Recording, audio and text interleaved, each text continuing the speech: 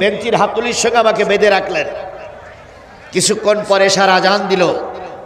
এশার আজান দেওয়ার পরে আমি বললাম, ওনারা বললেন যে বাথরুমের কাজ থাকলে আপনি বাথরুম সেরে নেন। আমাকে একটা টয়লেটের ভেতরে নিয়ে গেল। ভাই সত্যি কথা, আমার জীবনের কথা কোরআন শরীফ থেকেই বলতেছি। এরপরে বাথরুমের ভিতর থেকে বেরি করে আমার চোখ বাঁধলো।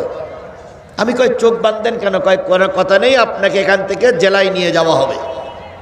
থানার থেকে আমাকে জেলার জন্য গাড়িতে রওনা হলো।